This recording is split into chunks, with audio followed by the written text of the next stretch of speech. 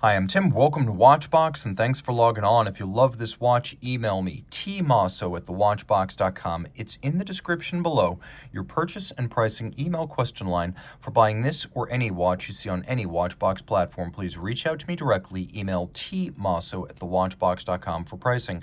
Today, we're discussing the 2021 redesign of the 42mm Audemars Piguet Royal Oak Offshore. This is reference 26238ST in stainless steel.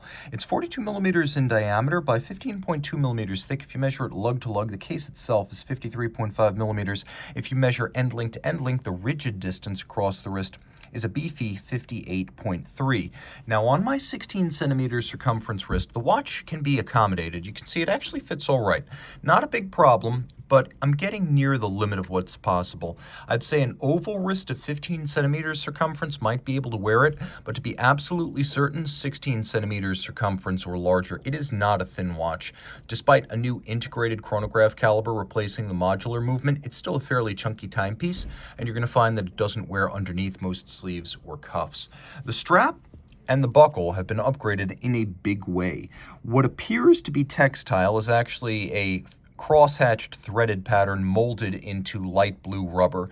You could see that there's a lot of handsome attention to detail here, including these two striations that continue the form of the intermediate links. Smart means AP understands that its clients like to swap straps on the Royal Oaks and Offshores. So they've created a new quick release system, and there are many straps already available from AP. I'm sure the aftermarket will supply more still, as strap swapping is a big deal on Offshores. Now, if you can remove the strap without a tool, it stands to reason that you should be able to remove the buckle as well. Otherwise, you're not going to be able to wear the watch once you swap the strap. So we have a little system that slides a lock out of the way, and then this is how the strap retracts from the matching stainless steel pin buckle. You put that little blocker back in position, it snaps into place, and now you can't remove the strap from the buckle. You can see here externally a couple of different finishes.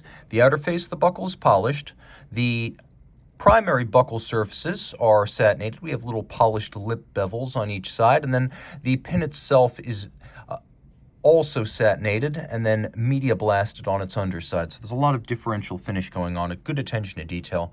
The buckle, as well as the case and bezel, intricately hand finished with many facets, curves, and creases, polished and satinated elements. You can see that the bezel gasket, as it has been since the original 1993 Royal Oak Offshore, is expressed in full. It's a more prominent styling feature of the Offshore than it was on the original Royal Oak. Emmanuel Guet designed the Offshore is a 20th anniversary celebration of the original Royal Oak. Gerald Genta designed the original. Emmanuel Guet, then in his early 20s, designed the Offshore. Of course, Genta, by then, the establishment and the cranky old man, hated the Offshore, but customers loved it.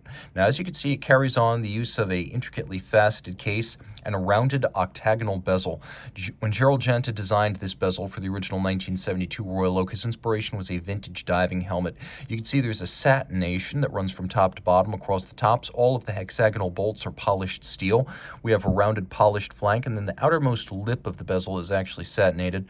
We have nitrile covers on the chronograph pushers, and then we have a nitrile or a polymer rubber-like shoulder in hexagonal form for the crown. Screw-down crown, 100-meter water resistance. You can see the dial features the Mega Tapisserie, which is the largest hobnail available on Royal Oak dials. We have applique indices, and you can see that this watch includes a handsome combination of white, black, orange, and blue. It is very well loomed in the dark. This is a sports watch. We also have a tachymeter scale outboard calibrated to 500 units, so you can gauge the speed of things moving very fast, such as race cars, using the chronograph and the tachymeter scale. Now, this new generation movement, caliber 4404, is a flyback, so you can reset and restart just like that. You don't need to stop at first, and this is very useful if you want to time events that occur in rapid succession, because we now have both an in-house caliber and an integrated chronograph movement in this generation of the Offshore. The age-old sunken date is now flush with the dial, and you can see a custom typeface has been created here. Let's just make sure we're not in the date change danger zone there. But a custom typeface has been created for the date wheel. It does feature a quick set system, and you can see all these numerals were designed specifically for use on the date wheel and the dial, and it is a blue on blue dial matching color. You can also appreciate, and you saw it just a second ago, that this watch has hacking or stop seconds. Now, the new movement is based on the 4400 family that debuted in 2019 on the code 1159. The old caliber 3126 in the Offshore was 26.6 millimeters in diameter. This movement is now 32 millimeters in diameter, so it properly fills the case back. You can also see that it includes a lot of modern standards. We have a column wheel that's black polished.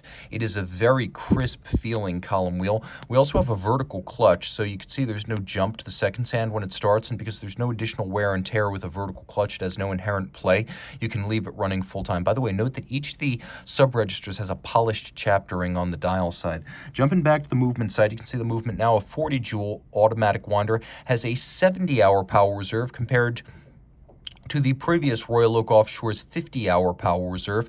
We have a full balance bridge that's free sprung with a Gyromax style balance. This makes it easy to adjust it precisely and also makes it very, very shock tolerant. And the movement now beats away at 28,800 vibrations per hour rather than the 21,600 vibration per hour of the previous movement. You can also see something that is extremely rare, which is the fact that this watch attempts to make the vertical clutch visible, and you can actually see the system that grips and releases the vertical clutch plates underneath my thumb. It's a handsomely finished movement, nicely executed. As with most Audemars Piguet watches in the current era, it's a combination of manual and mechanical finish, but executed to a very high degree, extremely attractive and appropriate to the price point of the watch. Reach out to Team Mosso at thewatchbox.com for purchase and pricing details.